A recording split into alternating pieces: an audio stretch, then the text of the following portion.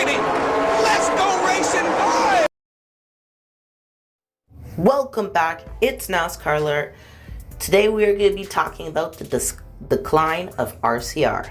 RCR had a 3-time champion on its team, and that was amazing. That's like having LeBron James or someone like Michael Jordan on your team, and to be quite honest, that's a very huge deal. And I just think that the way RCR has been going, I really think that they may be heading for the worst, and especially with some nepotism going on, with some bad choices, with bad development. It's just been a rush of horrible things happening to that team. So yeah, but they had one really big thing, which was Dale Earnhardt Sr., who tragically passed away on the 2001 Daytona 500, I think. I'm not too sure, I'm sorry. I hope he rests in peace. But he was a 7-time champion, and that made RCR lots of money. They also went on to open up another team, which was the 31 team. And the 31 team finally started to win, with their first win being with Mike Skinner. And went on to go to other drivers like Robbie Gordon, Jeff Burton, and so on and so on. And they have had great drivers in the past, like Jeff Burton, Ryan Newman to a certain extent. Kevin Harvick came in after being limited time in the Busch Series, came in and pretty much replaced Dale Earnhardt Sr. They changed the number, of course, for Dale Earnhardt Sr. It was the 29 car, and he drove that car his whole entire time at RCR. And he did win lots of races there, but wasn't very consistent with it. And it's kind of, it was just it was meh equipment. It wasn't great equipment, and you could definitely start seeing that going into 2009. 2009 was a very big step down for RCR, and then it happened again when Gen 6 came, and then they fell even further. And then Kevin Harvick went after the 2013 season. He said pretty much, I had enough of this, I'm going. And then they had Ryan Newman instead, and Ryan Newman ended up doing very well in that 2014 season, coming second in points, which seems very good, but Kevin Harvick won that championship that year also. So it was still kind of a loss, but still had good momentum going into the next season in 2014.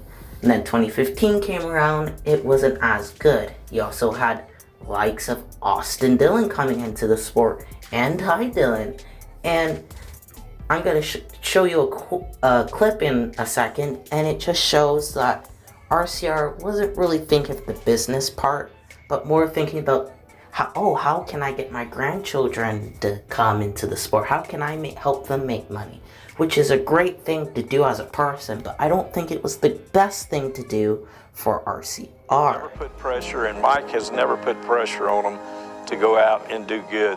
We want to see them do what they enjoy doing, and that's been the biggest thrill for Mike Dillon and myself, to see Austin and Ty out there racing and winning races and winning championships. Don't ever dab in your life. As you can see from the clip, it seemed like they didn't really care, and they just cared about Austin Dillon and Ty Dillon enjoying themselves, not really pressuring them to do much.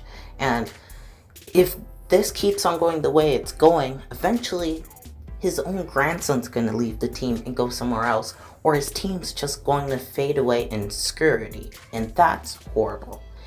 And Ty Dillon hasn't helped this either. He is in a alliance team with Germany Racing, he was kicked out by Casey Mears. Casey Mears got kicked out of that ride, and Ty Dillon got thrown in. Has he done anything? Not really. Has he done anything really bad? Not really. All his grandchildren are good drivers, obviously, but they're not good drivers in the Cup Series. Austin Dillon was great in the Xfinity Truck Series, but wasn't so good in the Cup Series. Ty Dillon, on the other hand, was okay in the trucks and was really bad in the Xfinity Series. He only won one win in RCR equipment. And RCR equipment in the Xfinity Series today is still really good, as they come off their championship with Tyler Reddick. not so much can be said for their cup equipment. And this is horrible. They only have drivers right now. The only drivers that they had from the past season of 2019 was Daniel Hemrick and Austin Dillon. Austin Dillon was supposed to take, the role of the guy that was there, to help mentor Daniel Hemrick, help him, and just rise together. But that was quite the opposite. It was more like they fell together that season, and they ended up finishing a 21st and a 25th points finish, which is horrible. Austin Dillon almost finished 22nd in the point standings, only 1 point off from Matt Benedetto that would have came in 21st in the point standings if he had extra position on the last race.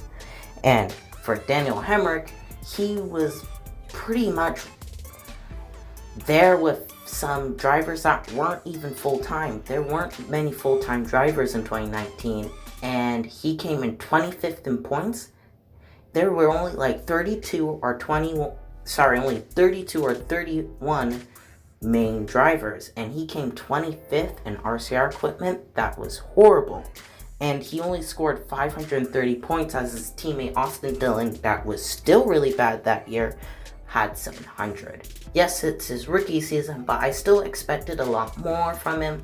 But how can we really blame Daniel Hemrick when he had an incompetent teammate? Which, and there's not much else to say. They have been declining and declining. Ryan Newman left, Kevin Harvick left, Jeff Burton left eventually. And it's sad. Jeff Burton had kind of a meh ending off, but rather than that, all the other drivers left for better teams. Kevin Harvick won a championship. Ryan Newman this year made the chase and almost made it into the round of 12 in Roush Fenway equipment. And Roush Fenway and RCR are very similar, and I really think it's a really good comparison, as Roush Fenway has been bringing in drivers from retirement from all over the place, saying, what can I do to make my equipment better? What can I do to help elevate my drivers and my team so we can get back to the top, start winning races, winning championships? But obviously, RCR hasn't been doing that. They've just let Austin Dillon enjoy yourself in your dream. That is a great thing to do with someone. That is great to give someone their dream. But is it the best from a business standpoint? Not so much. And Daniel Hemrick, he was good, but he never won out of the 3 main NASCAR series. He hasn't won a race. Yes, he has came close so many times. He's came second.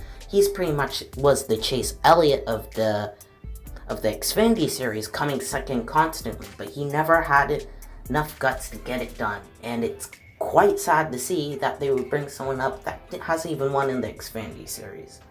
And I can see from a move perspective, let's get Daniel Hemrick up there. But if your team is still kind of struggling, you're only at 2-car operation, when before, like in 2008, 2009, you were in a 4-car operation.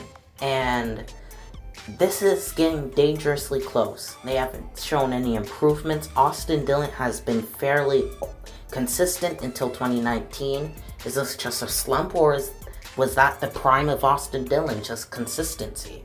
And it's a lot of things to ask. What is RCR going to do, especially when the next gen is on its way? As you can tell, in 2013, RCR fell off a cliff that year, wasn't doing very well at all, struggling with the new body. How are they going to do that with a brand new gen, probably maybe even which is pretty much, brand new everything? And how are they going to do that? Chevy hasn't been doing them any favors lately. Who knows how Chevy's going to perform? What are they going to do to make this work again? Are they going to fade in obscurity in the 20s? Or what? We don't know. And there's a very easy fix to this. Kick Austin Dillon out. And that may sound bad. Or even not even Tyler Reddick. Tyler Reddick's a rookie. He may tear up a couple of cars. He's an aggressive driver. Well, don't we need someone fairly consistent? They need to get a veteran. Even if it's a veteran from the Xfinity series, someone that can get it done.